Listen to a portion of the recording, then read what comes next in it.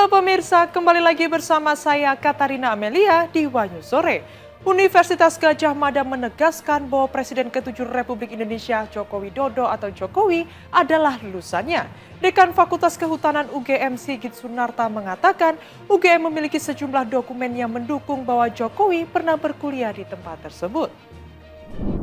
Informasi lainnya pemirsa, mahasiswa dan organisasi kepemudaan menggelar aksi di depan gedung DPR MPR RI pada Senin 25 Agustus. Masa menuntut pengesahan RUU perampasan aset, pemberantasan korupsi, hingga pencabutan gaji dan tunjangan anggota DPR. Pemirsa, inilah Wanyu Sore selengkapnya.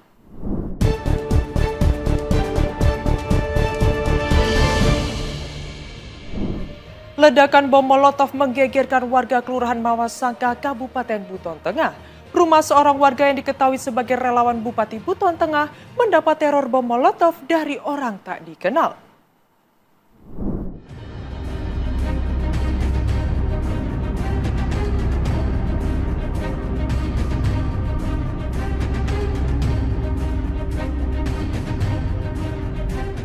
Sebuah video amatir memperlihatkan api yang masih menyala usai aksi pelemparan botol berisi cairan yang diduga bom Molotov oleh orang tak dikenal.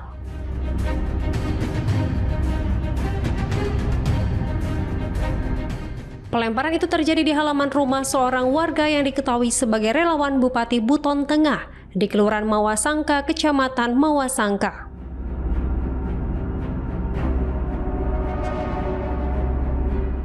Aksi teror yang terjadi pada Minggu dini hari itu membuat geger warga sekitar.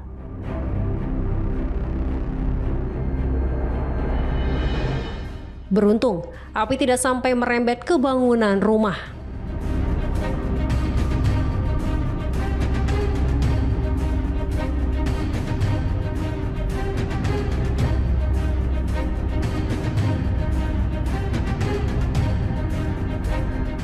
Dari hasil olah TKP polisi, petugas menemukan pecahan botol kaca yang diduga bom Molotov berserakan di depan pintu rumah.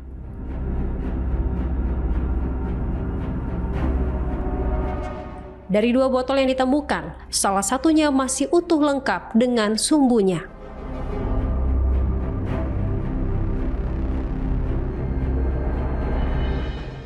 Ya, semalam itu kurang lebih jam 3 dini hari saya dihubungi oleh Pak Amin bahwa di rumahnya terjadi pelemparan bom Molotov.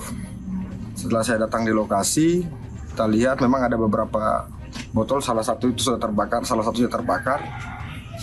Namun hari ini kita sudah ditemani oleh pihak kepolisian, kita serahkan semua sama pihak kepolisian yang akan menyelesaikannya. Semoga dalam waktu secepatnya pelaku bisa ditangkap. Artinya kami juga dari pihak keluarga merasa kejadian ini mengancam keselamatan kami. Intinya ke depan dalam waktu secepatnya semoga pihak kepolisian bisa menangkap para pelaku.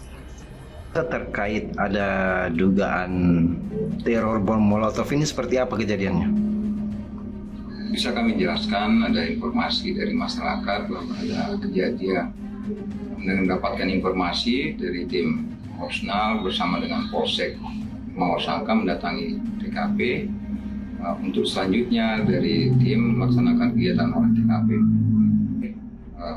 Kita menemukan beberapa barang yang diduga ada kaitannya dengan tindak pidana sebagaimana yang dilaporkan oleh korban. Sejauh ini langkah apa yang sudah dilakukan, Bang? Setelah melakukan olah TKP, tim melakukan langkah-langkah penyelidikan berupa mengambil keterangan beberapa orang saksi di tempat kejadian perkara. Saksi yang sudah dimintai keterangan itu kurang lebih sekitar 5 orang. Motif tentu akan kita temukan manakala sudah ada peningkatan status dari penyidikan baru kita bisa menjelaskan atau memaparkan apa motif yang dilakukan oleh terduga pelaku seperti itu.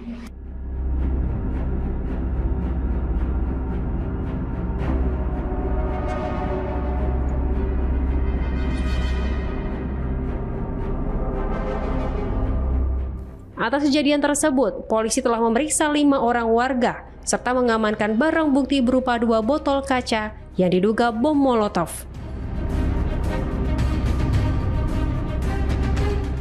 Hingga kini, pihak kepolisian masih melakukan penyelidikan untuk mengungkap pelaku serta motif di balik aksi teror tersebut.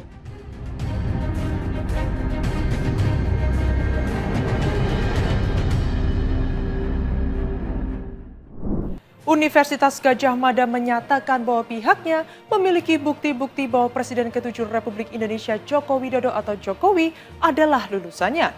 Dekan Fakultas Kehutanan UGM Sigit Sunatra mengatakan UGM memiliki sejumlah dokumen yang mendukung bahwa Jokowi pernah berkuliah di tempat tersebut.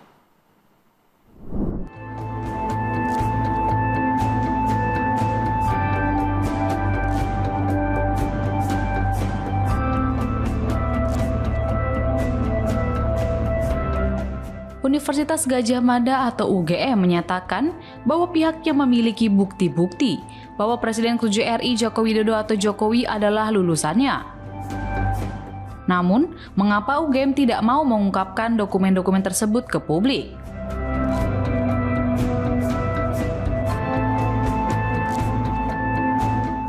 Dekan Fakultas Kehutanan UGM Sigit Sunarta menyampaikan jika data-data mengenai perkuliahan Jokowi di fakultasnya itu bukan konsumsi publik.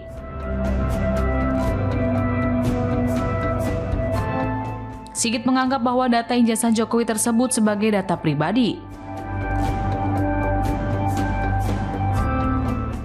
Hal itu disampaikan oleh Sigit Sunarta dalam diskusi bertajuk UGM menjawab ijazah Joko Widodo di kanal YouTube UGM pada Sabtu 23 Agustus 2025.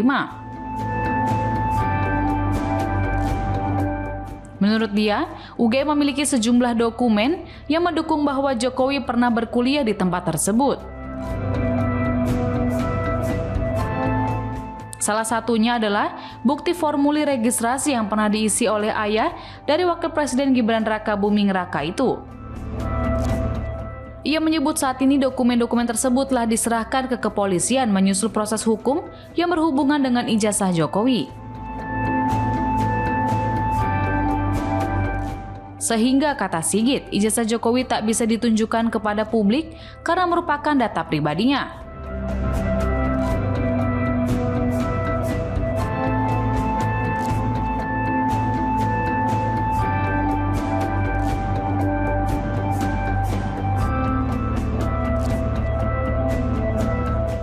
Di sisi lain, Rektor UGM Ova Emilia menjelaskan kampusnya telah memiliki semua data yang berhubungan dengan ijazah Jokowi. Ova mengatakan dokumen-dokumen tersebut juga sudah rapi dikumpulkan dan sekarang sudah ada di tangan kepolisian. Kendati begitu, ia menyebut pihak UGM tidak akan membuka bukti-bukti tersebut karena mematuhi undang-undang. Hal itu merujuk pada ketentuan dalam Undang-Undang Nomor 14 Tahun 2008 tentang keterbukaan informasi publik atau Undang-Undang KIP. Ova mengatakan ijazah merupakan dokumen pribadi, sehingga Undang-Undang KIP ini melindungi supaya pihaknya tidak menunjukkan semua dokumen yang bukan menjadi ranah publik. Pernyataan dari UGM ini muncul setelah isu keaslian ijazah Jokowi kembali mencuat, menyusul peluncuran buku Jokowi's White Paper oleh 3 alumnus UGM, yakni Roy Suryo, Rismon Hasiholan Sianipar, dan Tifauzia Tiasuma alias Dr. Tifa di Yogyakarta. Kini, Polda Metro Jaya tengah mengusut kasus yang berkaitan dengan ijazah Jokowi. Setelah menerima laporan dari Roy Suryo CS soal dugaan ijazah palsu Jokowi, kini Polda Metro Jaya memproses dugaan fitnah yang dilaporkan balik oleh Jokowi.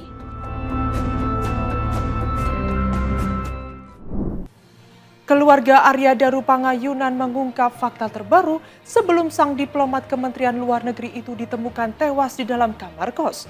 Diketahui saat Arya Daru tak bisa ditelepon, sang istri mengaku sudah mencoba menghubungi Polsek Menteng berkali-kali. Namun sayangnya telepon tersebut gagal tersambung ke pihak Polsek Menteng.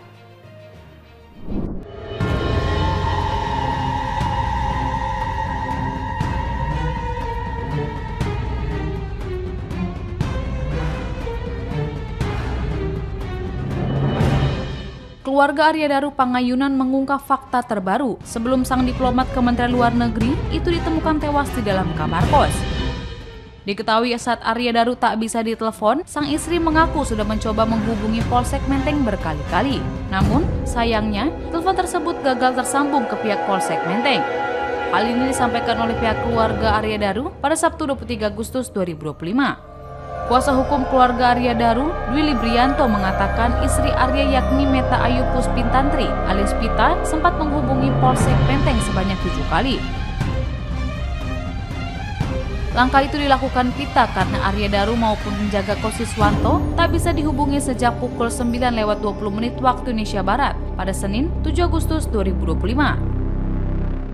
Pada Selasa 8 Juli pukul 12:30 waktu Indonesia Barat, Siswanto akhirnya merespons panggilan Pita. Kemudian, Siswanto diminta untuk mengecek kamar Arya Daru oleh istrinya. Lalu, Siswanto mengecek kamar Arya Daru pukul 5 subuh waktu Indonesia Barat. Saat itu kondisi kamar Arya Daru gelap, sehingga ia menyarankan kepada Pita untuk kembali mengecek kamar Arya Daru saat dia hendak berangkat kerja pukul 7:30 waktu Indonesia Barat. Saat mengecek kamar Arya Daru pukul 7:30 waktu Indonesia Barat, Siswanto menemukan Arya Daru sudah meninggal dunia. Menanggapi hal itu, Kapolsek Menteng Kompol Reza Rahandi memastikan bahwa pihaknya akan melakukan penelusuran internal secara mendalam untuk mengklarifikasi dugaan tersebut. Reza menyatakan akan mengonfirmasi langsung kepada penyelidik yang bertugas pada malam kejadian untuk mengetahui alasan dibalik tidak diresponsnya panggilan darurat itu. Kendati begitu, usai ditelusuri ke penyelidik, Reza mengatakan tidak ada yang menghubungi pihak Polsek Menteng. Sementara itu, berdasarkan hasil penyelidikan sementara, polisi menyatakan tidak menemukan unsur pidana dalam kematian Arya Daru. Polisi menyebut Arya meninggal tanpa keterlibatan orang lain. Kendati begitu, kematian dari Arya Daru hingga kini masih menjadi misteri dan pihak keluarga menemukan sejumlah kejanggalan dari kematian diplomat Kemlu tersebut.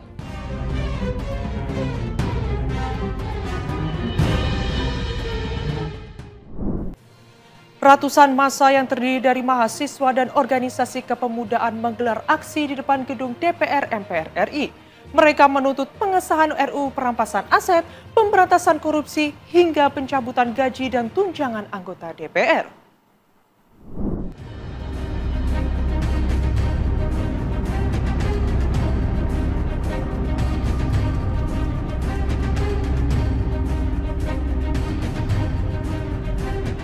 Ratusan masyarakat yang terdiri dari mahasiswa dan organisasi kepemudaan menggelar aksi unjuk rasa di depan gedung DPR MPR RI.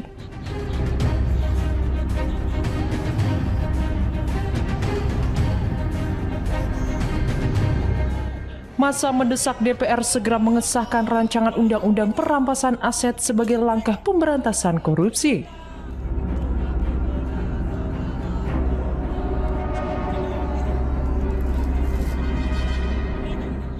Selain itu, massa juga menuntut agar pemerintah bersih dari praktik korupsi, oligarki, dan politik dinasti.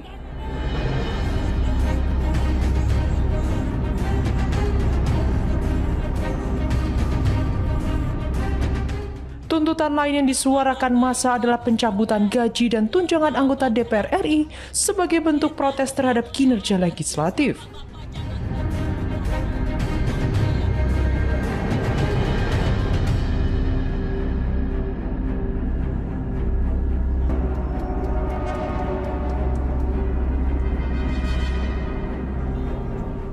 Sejumlah peserta aksi melakukan pembakaran sebagai bentuk simbolik dalam menyuarakan aspirasi mereka.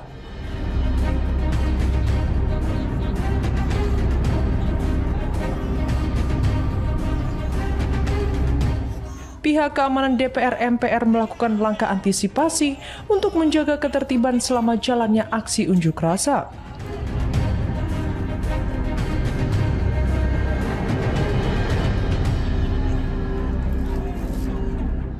Sebagai langkah preventif, pagar beton kompleks DPR dilumuri oli untuk mencegah massa aksi memanjat dan masuk ke area gedung.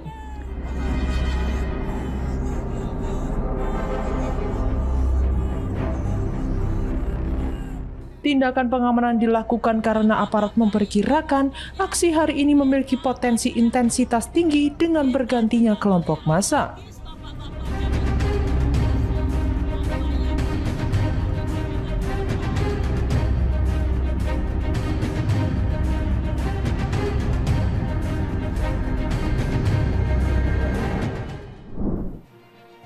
Polisi menangkap 4 otak penculikan dan pembunuhan kepala cabang bank bernama Muhammad Ilham Pradipta. Kabid Humas Polda Metro Jaya Kombes AD Arisyam Indradi mengatakan 4 orang tersebut sudah ditetapkan sebagai tersangka.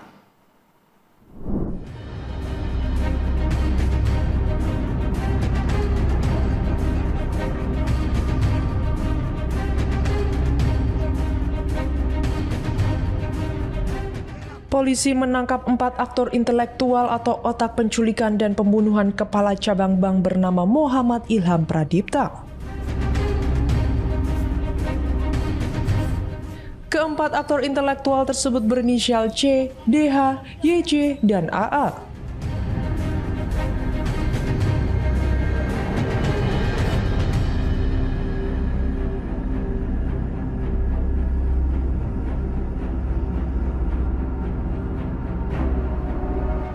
Kabid Humas Polda Metro Jaya Kombes AD Arisyam Indradi mengatakan 4 orang tersebut sudah ditetapkan sebagai tersangka. Penangkapan DH, YJ, dan AA dilakukan di Solo, Jawa Tengah pada 23 Agustus malam, sedangkan C diringkus di kawasan PIK, Jakarta Utara.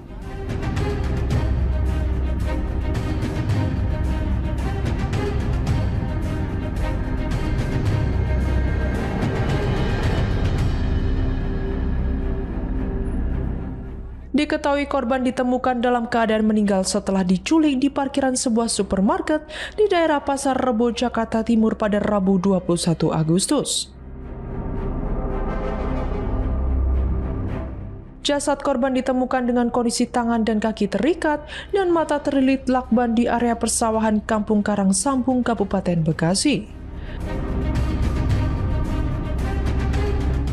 Menurut polisi, korban meninggal akibat hantaman benda tumpul di bagian dada dan leher sehingga kekurangan oksigen.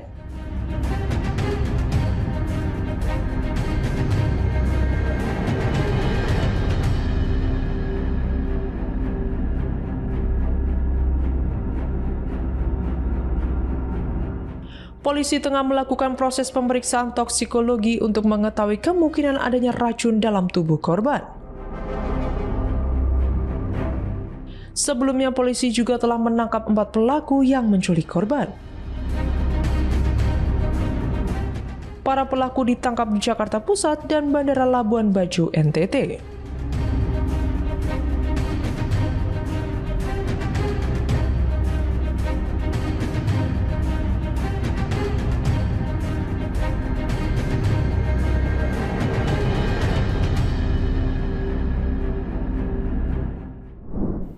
Kericuhan yang diduga melibatkan antar supporter sepak bola kembali terjadi.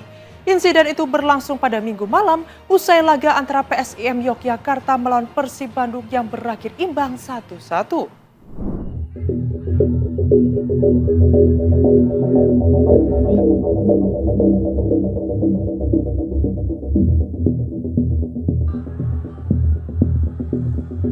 Video kericuhan yang diduga melibatkan supporter PSIM Yogyakarta dan Persib Bandung tersebar di berbagai platform media sosial. Peristiwa tersebut terjadi sekitar pukul 21.00 waktu Indonesia Barat di kawasan Malioboro.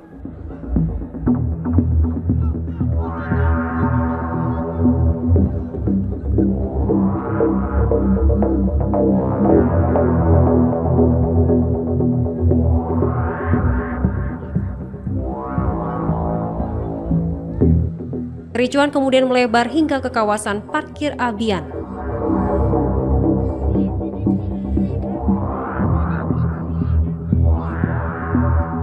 Satu unit bus supporter yang berada di lokasi tampak dikerumuni massa sehingga tidak dapat bergerak.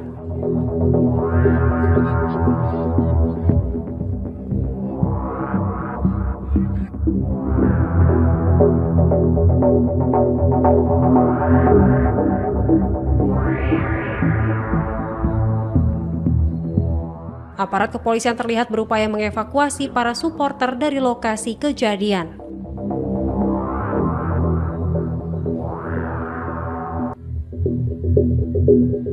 Hingga kini, belum ada keterangan resmi terkait penyebab kericuhan antar supporter tersebut.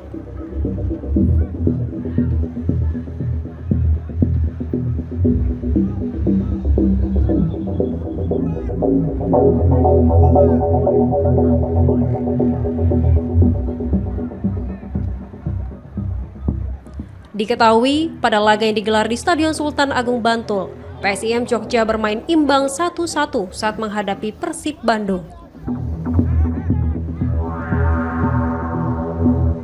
Situasi di sekitar lokasi masih mendapat penjagaan ketat dari aparat kepolisian hingga Senin dini hari.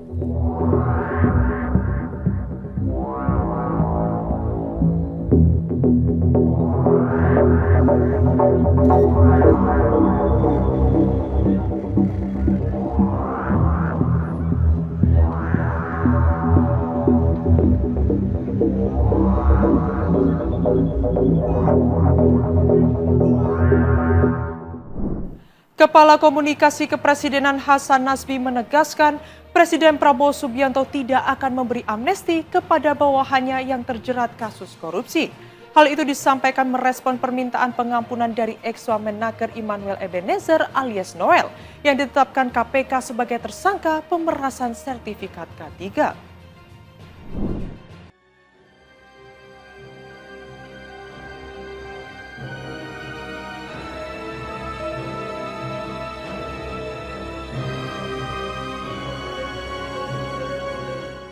Kepala Komunikasi Kepresidenan atau PCO Hasan Nazbi menegaskan Presiden Prabowo Subianto tidak akan membela bawahannya yang terjerat kasus korupsi.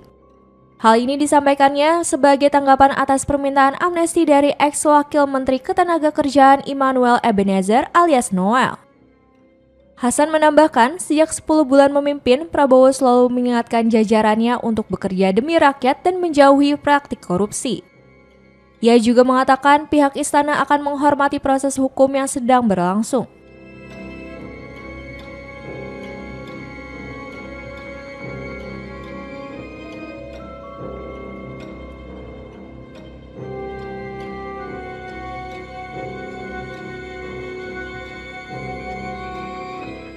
Sebelumnya, Noel menyampaikan harapan agar mendapat amnesti dari Presiden Prabowo. Setelah ditetapkan sebagai tersangka kasus dugaan pemerasan dalam pengurusan sertifikat keselamatan dan kesehatan kerja K3 di Kementerian Ketenagakerjaan. Dalam kesempatan itu, Noel juga menyampaikan permintaan maaf kepada Presiden Prabowo, keluarga, dan masyarakat Indonesia. KPK menetapkan Noel bersama 10 orang lainnya sebagai tersangka setelah operasi tangkap tangan pada Rabu 20 Agustus malam.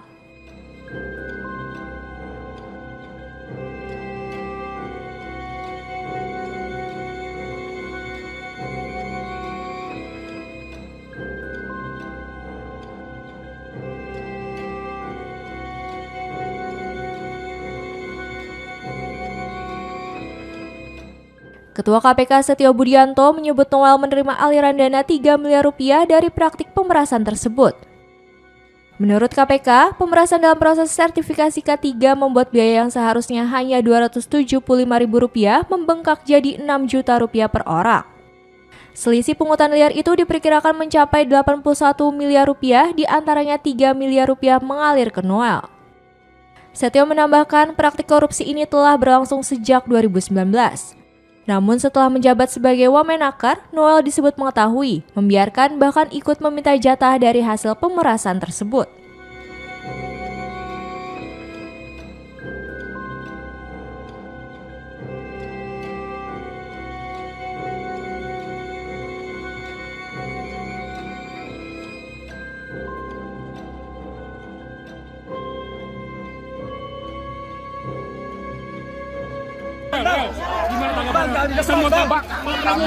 Ya, pertama semoga Pak Prabowo memberi saya amnesti. Kasih jalan dulu, Bang. Allah Akbar. Amnesti. Ya. Semangat.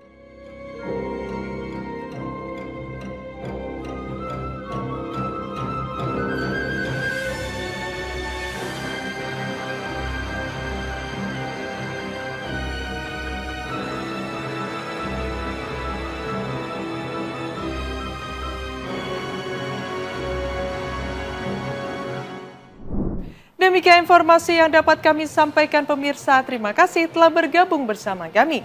Saya Katarina Amelia dan seluruh tim yang bertugas mengucapkan sampai jumpa di Wanyus Sore berikutnya. Setiap hari pukul 7 malam hanya di kanal YouTube TV Wanyus Corp.